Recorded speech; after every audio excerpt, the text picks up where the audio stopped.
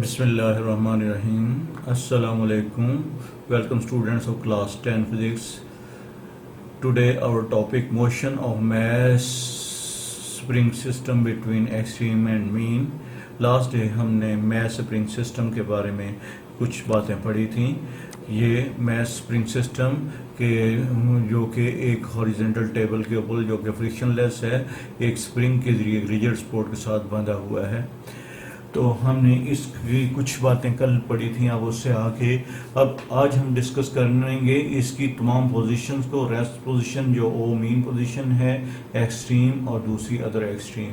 तो इस मकसद के लिए पहले हम इसकी वर्डिंग को पढ़ते हैं।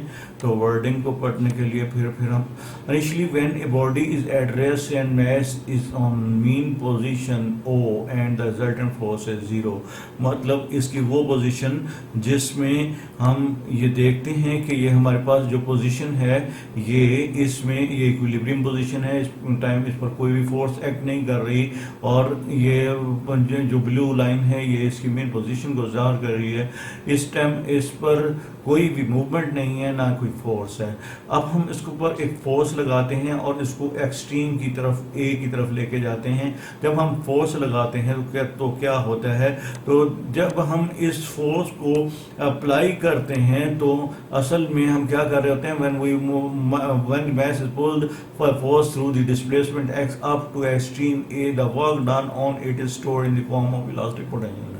तो असल में हम जब इस पर फोर्स लगाते हैं तो हमें वर्क कर रहे होते हैं, और वो work in the form of elastic potential energy इसके अंदर स्टोर हो जाता है। ठीक है, एज वी अब ये जो स्टोर्ड वर्क है ये किधर जाता है, as we remove the applied force this potential energy works as restoring force this line.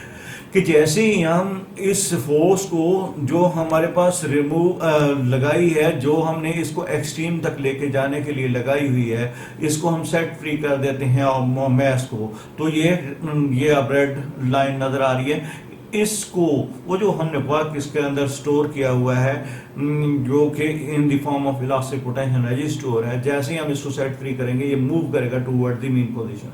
अब जब ये मीन पोजीशन की तरफ मूव करेगा तो इसकी वेलोसिटी इंक्रीज होना शुरू हो जाएगी, और जब वेलोसिटी इंक्रीज होना शुरू हो जाएगी तो जब ये मिडल में आएगा तो इसकी वेलोसिटी मैक्सिमम हो जाएगी और एक मूवमेंट के लिए यूनिफॉर्म होगी। इसका मतलब है कि जब यहाँ से यहाँ की तरफ आएगा तो इसकी स्पीड बढ़ती जाएगी, लेकिन मीन में पहुंचते ही इसकी वेलोसिटी यूनिफॉर्म होगी और एक्सेलेरेशन जीरो हो जाएगा।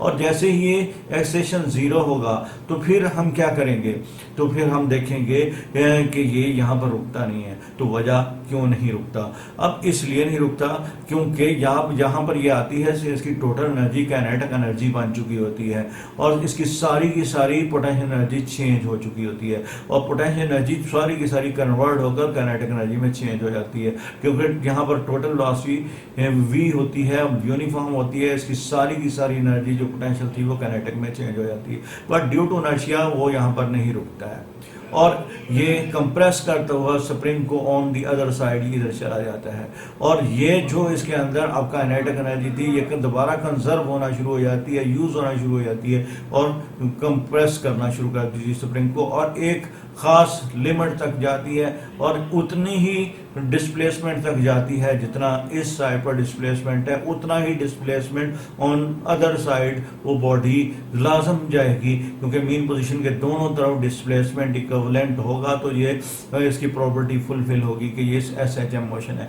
जितना ये डिस्प्लेसमेंट है उतना ही ये डिस्प्लेसमेंट है। मीन पोजीशन ये ब्लू लाइन वाली अब इधर और इधर दोनों तरफ ये डिस्प्लेसमेंट इक्विवेलेंट होगा, और इसकी अब वेलोसिटी यहाँ से इधर की तरफ जाते हुए काइनेटिक से दोबारा पोटेंशियल में जमा होना शुरू हो जाएगी, और जब इस पोजीशन पर पहुंचेगी तो इसकी total energy elastic compressional potential energy, इधर इलास्टिक पोटेंशियल एनर्जी और इधर भी इलास्टिक पोटेंशियल एनर्जी इस जगह पर इधर पर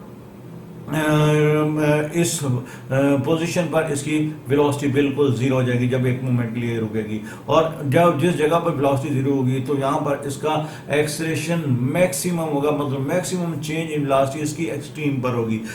यहाँ से जहाँ जाते हुए मैक्सिमम चेंज जो आएगी वो उसकी वेलोसिटी को जीरो कर देगी और एक्सेलरेशन मैक्सिमम। इट्स मीन इसकी मीन पर वेलोसिटी यूनिफॉर्म और इसकी एक्सट्रीम पर वेलोसिटी 0, इसकी एक्सट्रीम पर एक्सेलरेशन मैक्सिमम और इसकी दूसरी एक्सट्रीम पर भी एक्सेलरेशन मैक्सिमम।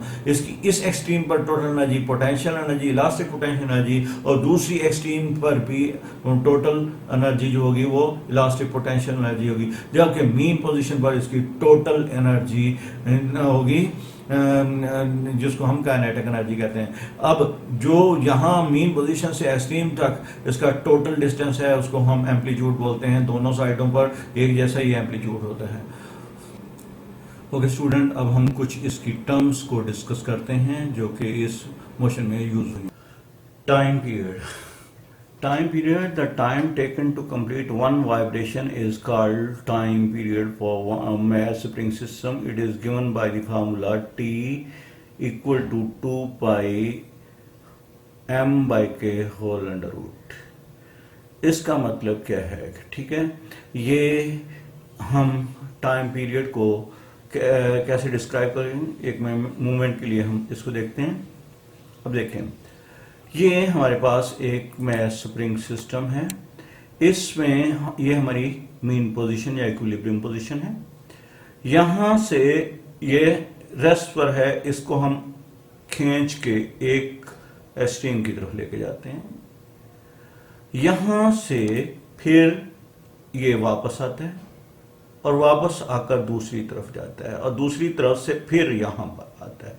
मतलब ये ब्लू लाइन जो नजर आ रही है, यहां से स्टार्ट, देन रिटर्न, देन ये हमारा एक पूरा साइकिल कंप्लीट हुआ। इस सारे साइकिल के अंदर जो टाइम कंज्यूम करती है ये सिस्टम, वो उसका टाइम पीरियड कहलाता है। तो ये टाइम पीरियड का फार्मूला था हमारे पास, T is equal to 2 pi m over k। ठीक है, अब इस टाइम को हम टाइम पीरियड कहते हैं, जो कि एक ऑसिलेशन या एक कंप्लीट राउंड ट्रिप के लिए हमें दरकार होता है। ठीक है, अब दूसरी बात है vibration. One complete round trip of A vibrating object is called one vibration. मतलब जो हमने अभी एक पूरा साइकिल देखा, स्टार्टिंग पोजीशन से एक एक्सट्रीम की तरफ, एक एक्सट्रीम से फिर दूसरी एक्सट्रीम की तरफ, फिर दोबारा मीन पोजीशन मतलब स्टार्टिंग पोजीशन पर आने के लिए जो एक कंप्लीट साइकिल हुआ है उसको हम वाइब्रेशन कहते हैं। ठीक है, अब अगली बात है frequency. Number of vibration completed in 1 second is called frequency and it is denoted by small f and is given by f is equal to 1 by t. T capital मतलब टाइम पीरियड, f स्मॉल मतलब frequency. तो frequency क्या है? Number of oscillation या vibrations completed in 1 second. एक second के अंदर कितने वो साइकिल कंप्लीट कर लेता है। जितने साइकिल वो कंप्लीट कर लेता है उसको उस ऑब्जेक्ट का, उस सिस्टम का पर यूनिट टाइम पीरियड क्या कहलाता है? वो उसकी फ्रीक्वेंसी कहलाती है। एम्पलीट्यूड, और एम्पलीट्यूड क्या है? Maximum displacement on either side. अब ये देखें, ये maximum displacement from either side. अब ये देखो, इस मीन से इसकी एक्सट्रीम का डिस्टेंस या डिस्प्लेसमेंट और इसी एक्सट्रीम का इसकी दूसरी साइड पर जो डिस्प्लेसमेंट है, इन दोनों के दरमियान जो डिस्टेंस है मीन पोजीशन से, ये दोनों एक कंप्लीट साइकिल के लिए एक जैसा होता है। तो इस डिस्टेंस को हम stick of simple harmonic motion, ये भी इसकी कुछ खूबियां क्या है, वो जो जैसा कि डेफिनेशन के अंदर हम पढ़े वही बातें हैं। इसको हमने पॉइंट्स में बनाकर लिख दिया कि बॉडी एग्जीक्यूटिंग ऐसे motion always vibrates about a fix mean position. मतलब अभी हमने 2 लिमिट्स देखी, इन लिमिट के दौरान ही ये बॉडी मूव करेगी। हाँ जी, ये देखें, ये हमारे पास एक लिमिट है, एक ये लिमिट है। तो body will move in between these 2 limits.